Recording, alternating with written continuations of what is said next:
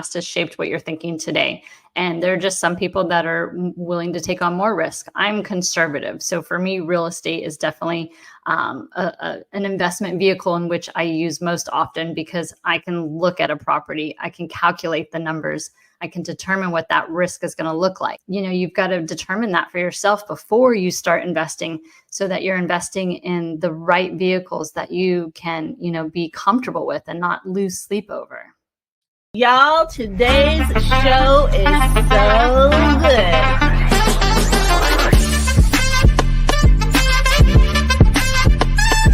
But number one, I've never seen an intro like that. It is my hope and desire that not only will episode 30 still be fun, but episode 300 will be even more fun. You were made for something great, so go and be awesome.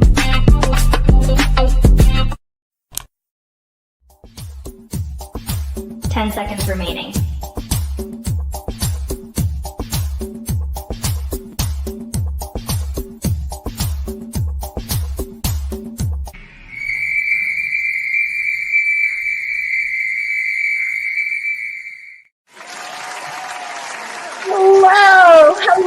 Hello, and welcome to the show. My name is Renee Hastings, and I'm your host of Renee Speaks. Y'all, today's show is going to be so good, and one of the reasons is because of our sponsor, Wilbron, Alabama's premier public relations firm. Y'all, today's guest is absolutely amazing. Her name is Angela Duncan, and her challenging upbringing fueled her resilience. With a finance degree from California State University, San Marcos, and over 25 years of personal finance experience, she thrived in banking, financial advising, real estate, and insurance. Y'all, now Angela is on a mission to close the poverty gap through financial literacy, inspiring hope, and empowering others to transform their financial futures. Y'all, put your hands together for Angela Duncan.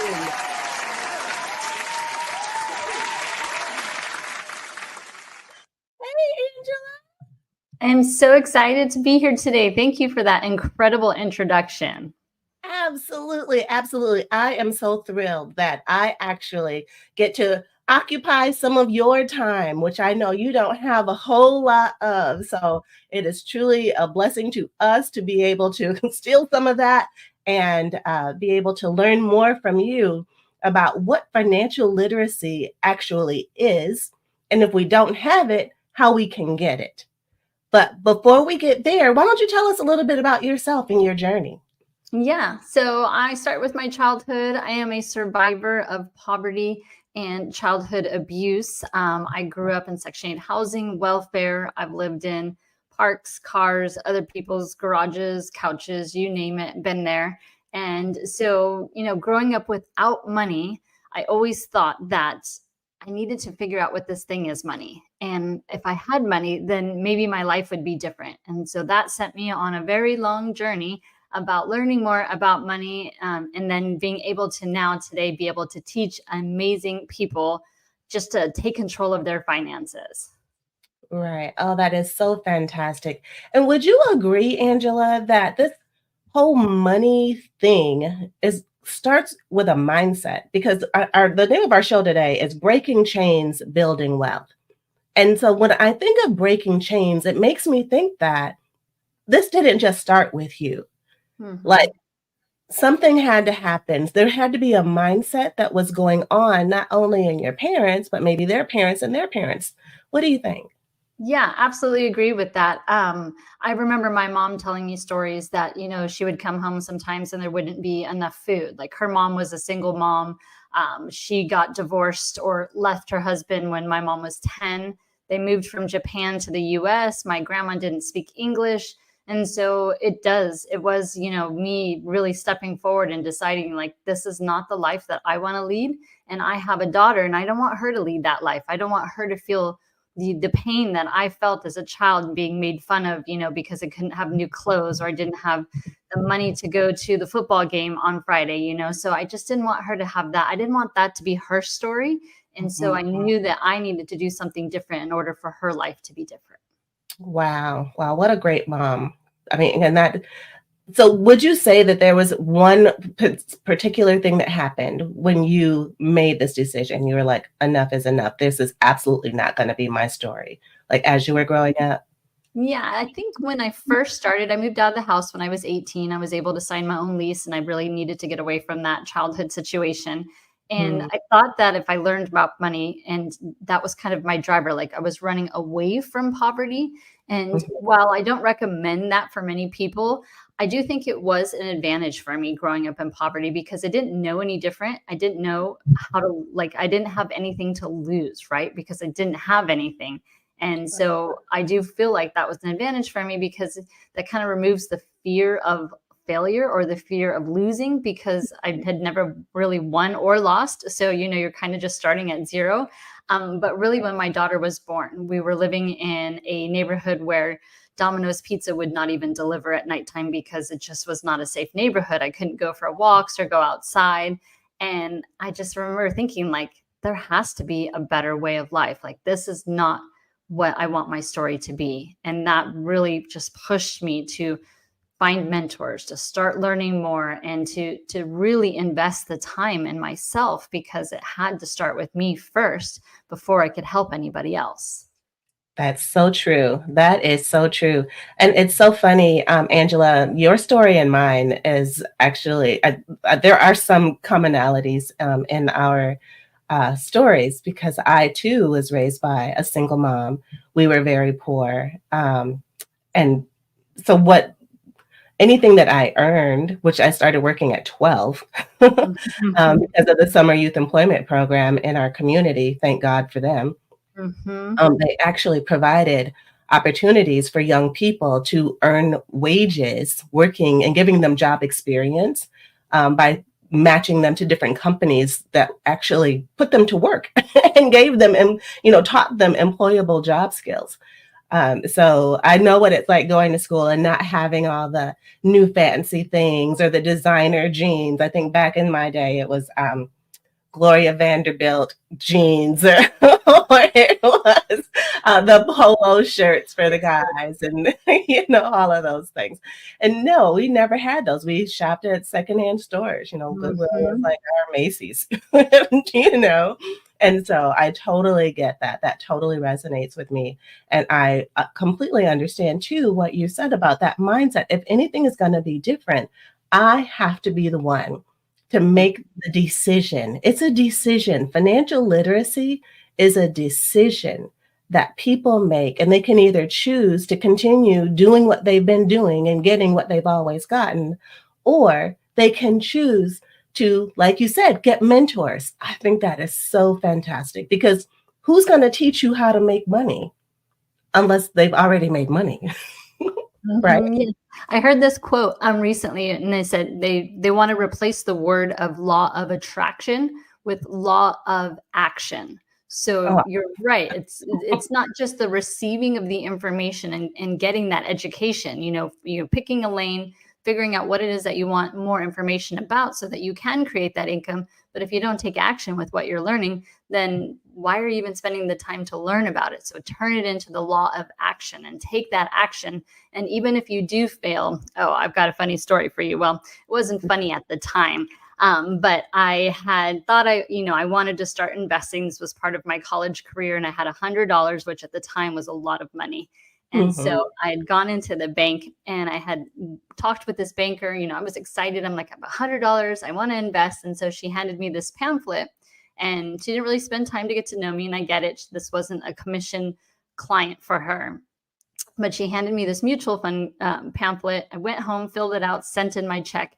And by the end of the year, I had lost 20%. So $20 was still a lot of money, right? That was a whole month of a bus pass for me. And I just remember thinking I failed and I'm, you're really down on yourself, right? I'm not intelligent and I'm never going to do this again.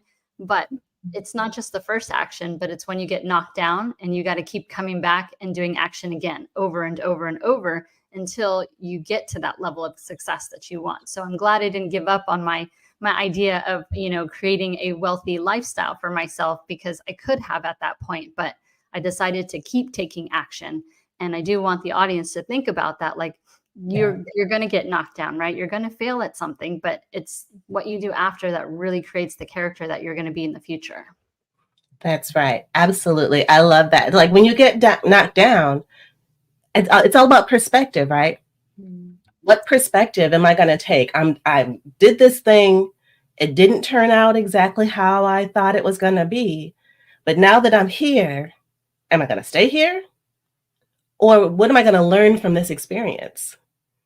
How am I going to use this experience to get to the next level or to figure out what to do differently next time? So kudos to you for not giving up, for not getting down and staying down. And, when you're in the, investing business, it's a risk. It's all a risk. So it just is, we have different tolerances for risk. And, and that usually I think is shaped by our experiences or our past or our, just our frame of reference. So I think, what are your thoughts on risk tolerance and investing? Yeah, I definitely think, something in your past has shaped what you're thinking today. And there are just some people that are willing to take on more risk. I'm conservative. So for me, real estate is definitely an investment vehicle in which I use most often, because I can look at a property, I can calculate the numbers, I can determine what that risk is going to look like, And so I'm a conservative and I teach conservative investing, and it may not resonate with all people. I'm not a crypto investor. I don't understand it. And so I don't want to invest in anything I don't understand. And I would never recommend for someone to invest if they don't understand. But you've got to determine that for yourself before you start investing, so that you're investing in the right vehicles that you can, be comfortable with and not lose sleep over. Right. That part, that losing sleep part. You definitely don't.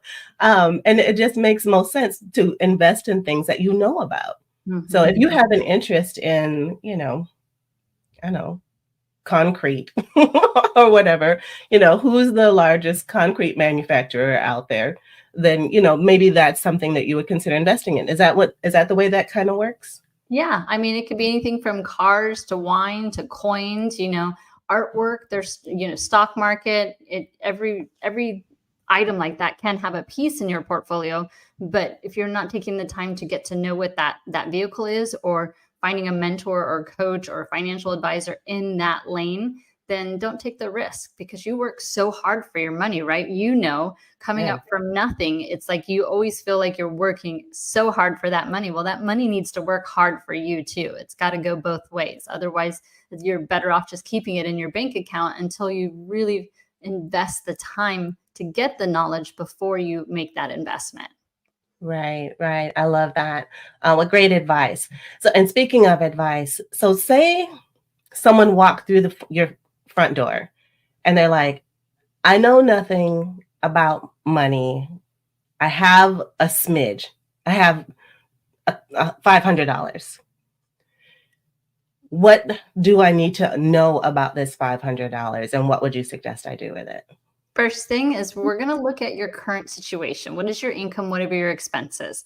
And I think so many people, especially today in the age of technology, where we can use our credit card or debit card or auto debits from your bank, you don't really know where your money's going until you pay attention to it. And so that's the first step. Mm-hmm. What is your income? What is your expenses? And an exercise I love to do is to print out your bank statements and your credit card statements and really look at it and see, what am I spending money on today? And are these expenses helping me to get to my financial goals, right? Is this the money that I'm spending is taking away from my future? So we got to know that we're trading off some of that money for the time in the future. And I'm always amazed when people sit down and really look at your expenses, their eyes are open.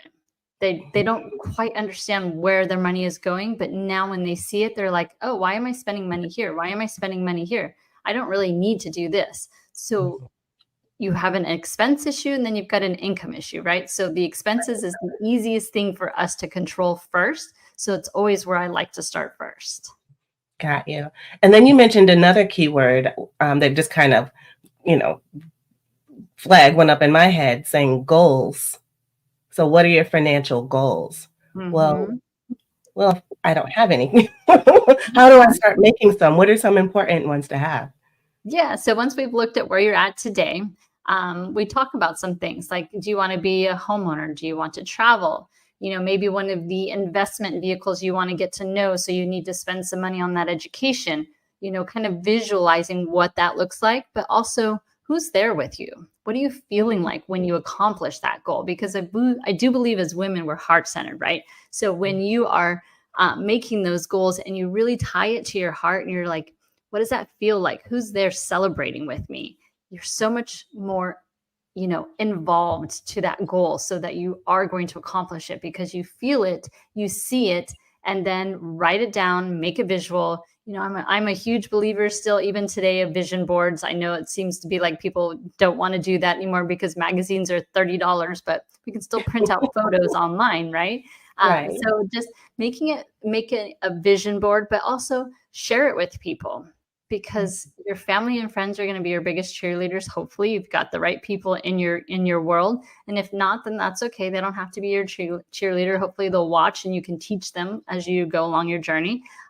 But include people in it because I don't believe that God has made us to be by ourselves. I do believe that God has made us to be in community. And the more that we can share with our community and cheer on each other, then I just feel like that's such a better way to live life. Absolutely, 100%. I could not agree more. Community is so important, and surrounding yourself with the right people is so critical. Mm-hmm. I don't think that could be emphasized enough because if you surround yourself with the wrong people who are the naysayers, who are the, oh, yeah, who do you think you are? You come from nothing, you're never going to be nothing. Those kind of negative people should not be a part of your circle. Should not. And if they're family members, I would even suggest limiting the time that you spend with them, because you love them. You don't ever stop loving them, but you need to control your environment, control what's going into your ears. And if you have no way of escaping that, when that is not around, I think it's super important to maybe listen to audio recordings of positivity and financial education or, things to build self-esteem so that you can understand who you are. You were created on purpose for a purpose. So when you operate with purpose, you have a whole nother level of confidence, I think, because you know who you belong to. And so I think the community, number one, is so important, and picking the right community. Be intentional about picking community to be a part of so that they are feeding into you positive words of encouragement and affirmation and support to keep you on this trajectory of a new mindset to be gaining financial freedom and independence.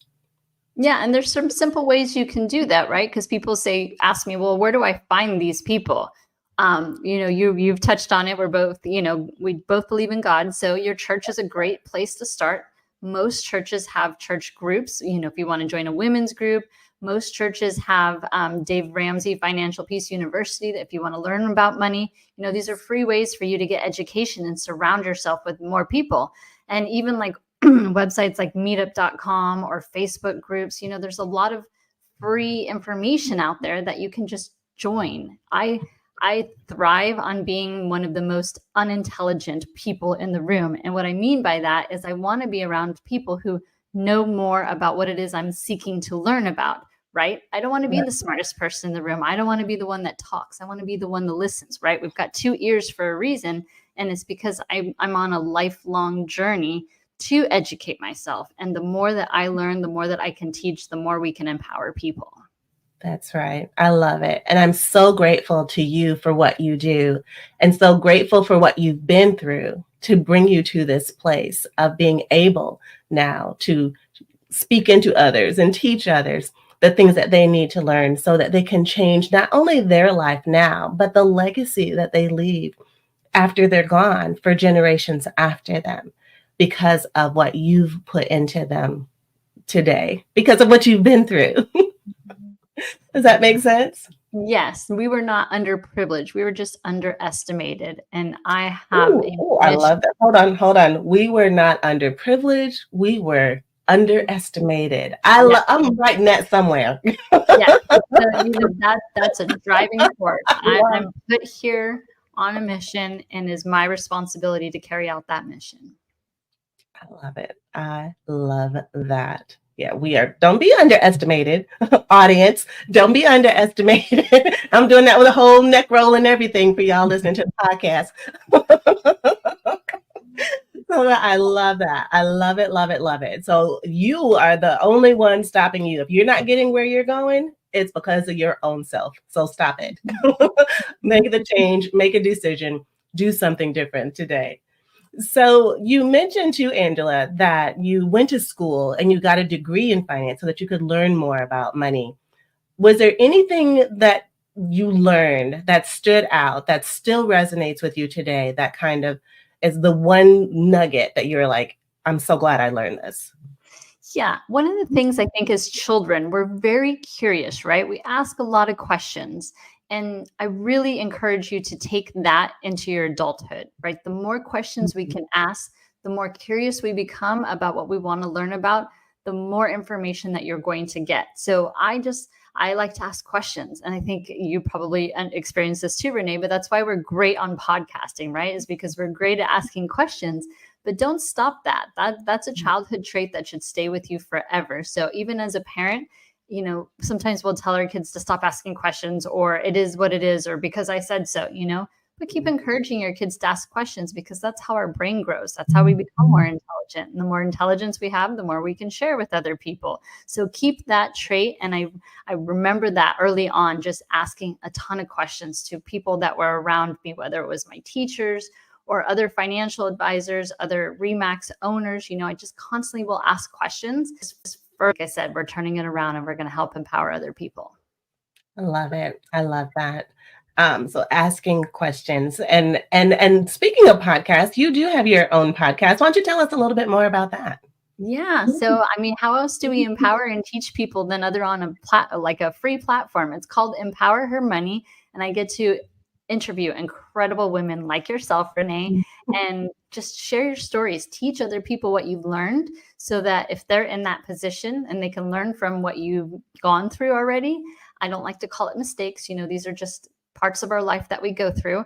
But if we can teach people from our own experiences and help them along their journey to get to where they're going faster, then how amazing is that, right? We've got this platform. We should be using it for the greater good and spreading that positivity and that information, and kind of counteracting all the negativity we see on the news and media. And I get things happen in the world, but I really believe that we can make change by education.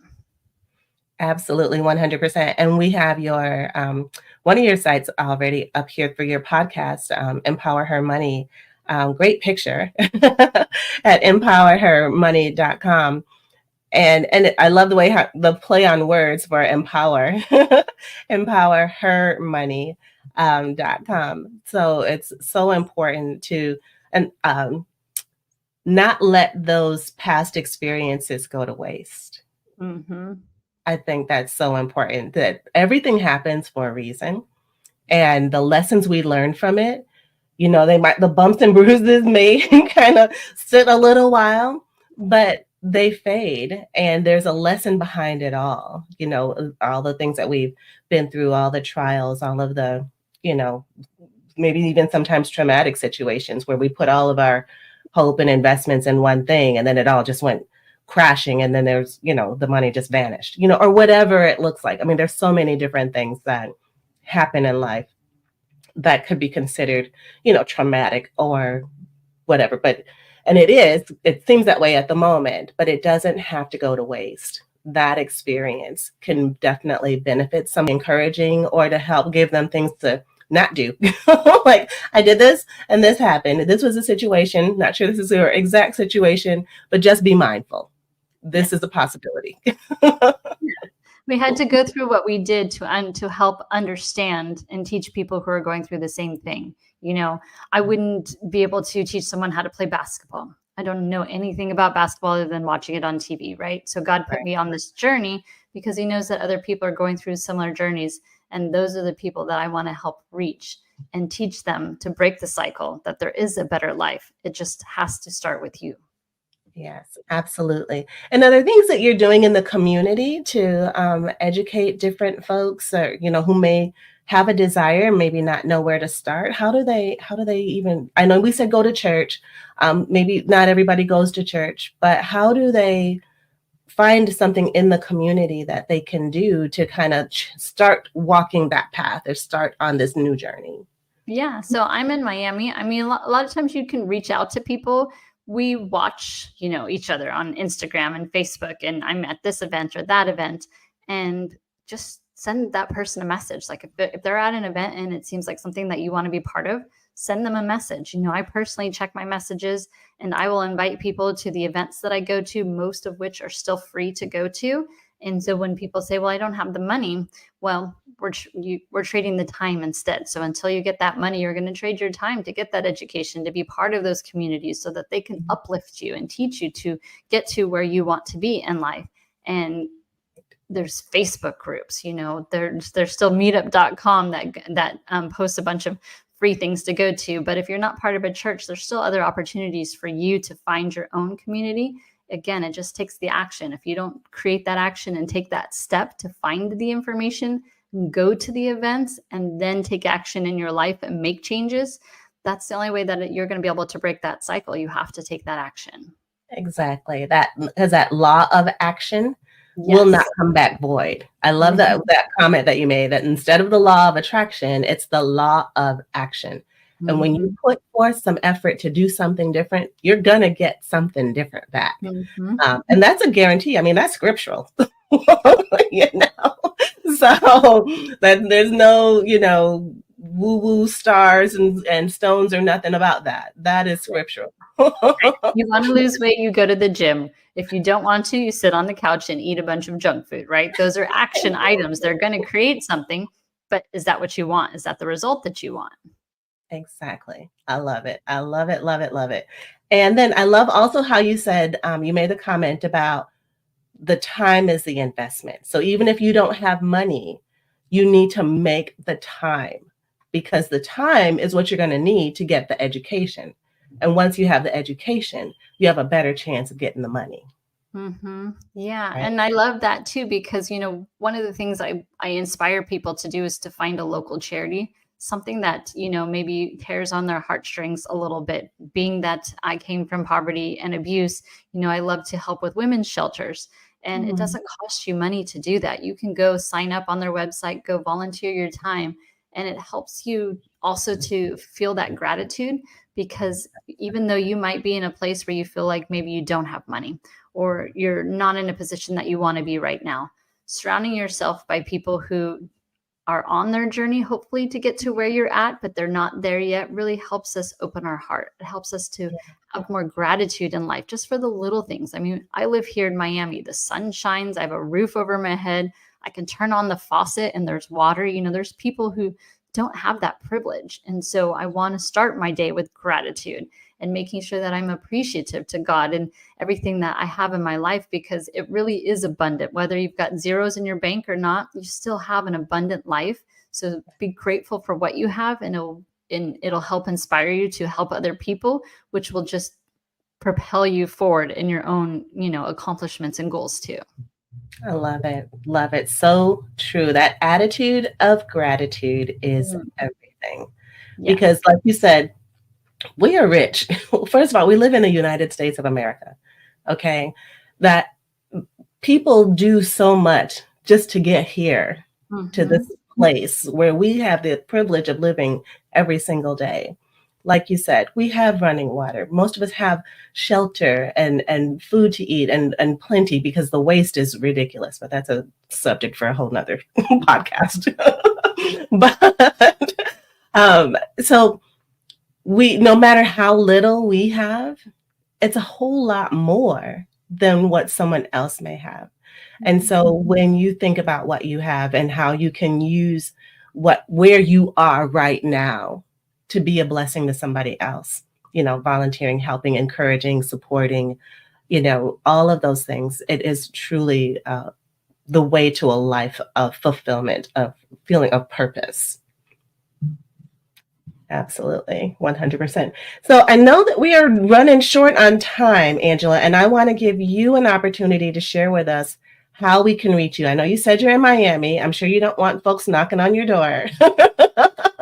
So tell us how we can reach you, how we can stay in touch with you, and learn more. Just take full advantage of those resources that you have available for anyone who may have an interest in changing their financial trajectory.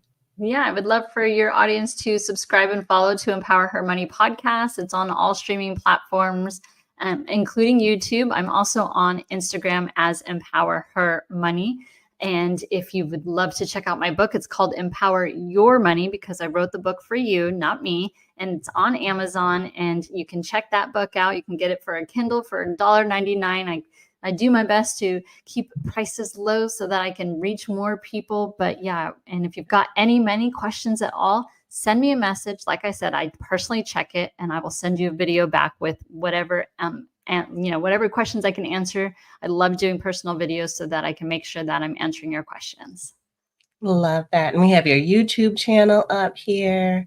So good. All these great guests that you've had, and great, incredible topics that you've spoken about that are, YouTube, I guess they call it YouTube University for a reason, yeah. Right? It's free. People use it. So much information. You don't have to go to college and spend, tens of thousands of dollars. YouTube has so much information that you can learn from, and it is free. Absolutely. And because the people that we bring on to our shows, the subject matter experts like yourself, they're willing, they just give of themselves I won't say all the gray matter, but all the golden nuggets of the gray matter that they have acquired for us audience, for us and our benefit, to help us get better, to help us have a different kind of life, to help us change our legacy and change our future. So forward and backward. Love it. Well, as we wrap up, Angela, is there a question that I should have asked that I didn't, that you would like to share with our audience? No, you did an incredible job. I love just focusing on the action. Invest in your own education and take the action once you have that knowledge. Change your life, break the chains, and it is possible. I love it. Thank you so much, Angela. You were made for something great. So go and be.